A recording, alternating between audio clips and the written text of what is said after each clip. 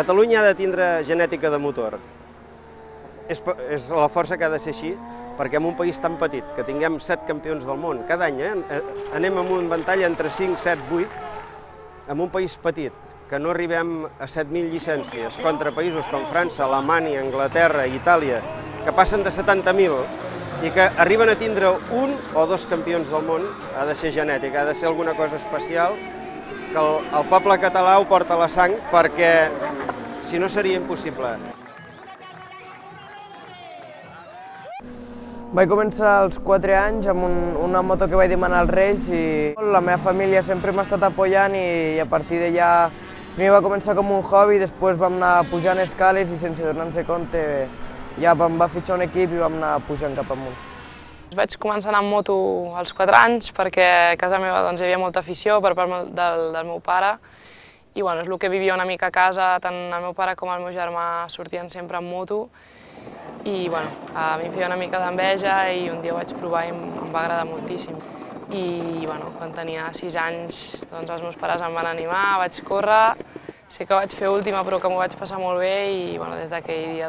vaig continuar corrent amb els trials de nens i conforme vaig anar creixent vaig anar pujant de categories i fins ara. Per nosaltres té una prioritat absoluta que els nens continuïn estudiant i vagin al col·legi i que si pel que sigui han de deixar aquest esport no s'hagin quedat a darrere amb res, perquè ens hem donat compte que antigament això no es controlava i llavors arribaves que un pilot es lesionava i només sabia anar amb moto i quan no podia fer això tenia una situació difícil a la seva vida.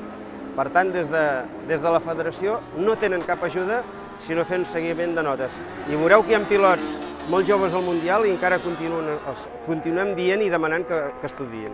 Sí, els estudis sempre són importants, sempre m'han obligat a anar a l'escola, jo estic conscient que és important i això sempre que puc ho tinc que anar seguint i intentant anar a les carreres però sense deixar de parar els estudis. Totes les especialitats de l'esport del motor tenen aficionats a partir dels 6 anys. Per tant, com us podeu imaginar, des de la federació es procura que tinguin la màxima seguretat als esportistes que hi fan el seu esport de les diferents especialitats que, com bé sabeu,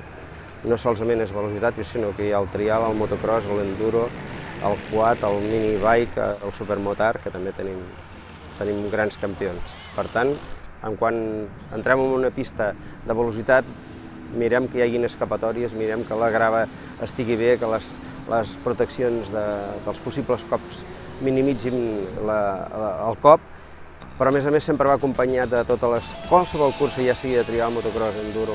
el que sigui, sempre hi tenim metges, ambulàncies, a part que cuidem de la vestimenta, del casc, del mono, de les botes, de la moto, etc. Cuidem moltíssim,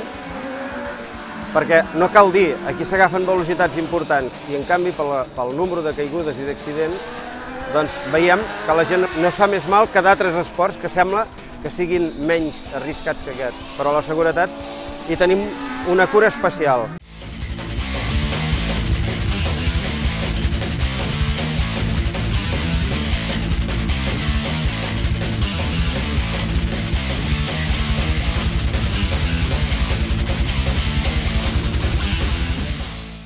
Nois, com cada dissabte ara comencem les pràctiques en moto, llavors abans de començar el que hem de fer és mirar que tot el tema de seguretat ho tinguem a punt. Ens hem de posar l'espatllera, els guants, mirar les potes que estiguin ben cordades, abans d'engegar la moto posant-nos tot el casc i comprovar que el dispositiu de seguretat el tenim tots lligats al canyell. El procés que comencem amb la canalla, primer han de ser nens que els agradi molt el tema de la moto i el trial en concret. Llavors nosaltres els comencem primer ensenyant amb moto, després que comencin a dominar molt el tema de l'equilibri, perquè el trial és fonamental l'equilibri, molt també el tema de la concentració i que al mateix temps ells deixin anar una miqueta la seva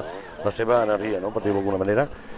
Llavors, nosaltres tenim nens des dels 6 fins als 11 anys, vol dir que estem més o menys passant per tots els nivells que componen el Campionat de Catalunya, des d'iniciació fins a la categoria de juvenils, I a partir d'aquí doncs, ja hi ha nens que ja estan fent campionats d'Espanya, doncs, que ja anem més a perfeccionament. Vull dir, doncs, que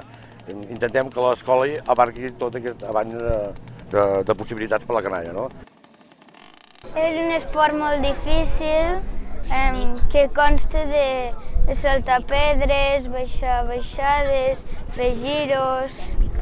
tècnica i a vegades mecànica. Encara que sembli que sigui difícil pujar pedres, tens que tenir confiança en tu mateix i en la moto.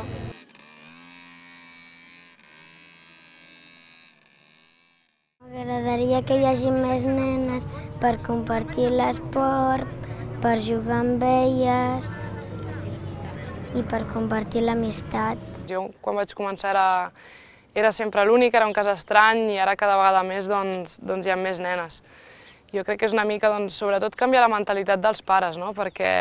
abans, quan un trialero tenia una nena, no li comprava la moto, només li compraven el nen. I ara, en canvi, potser seguint el meu exemple i el de moltes altres nenes que venen, estan veient que el trial també és cosa de noies i que quan algú que li agradi el trial té fills, és una cosa que pot practicar tant el nen com la nena. Confiança, el peu a sobre. Perfecte, a poc, perfecte. Hi ha pares que pensen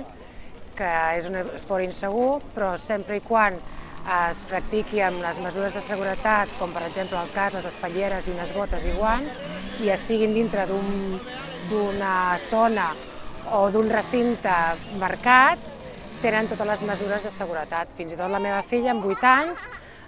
jo la considero que està ben protegida i ben segura practicant cada cap de setmana aquest esport. El gran projecte de la federació actual, a part d'aquest tipus d'instal·lacions, és arribar a un consens amb el govern per que puguem desenvolupar el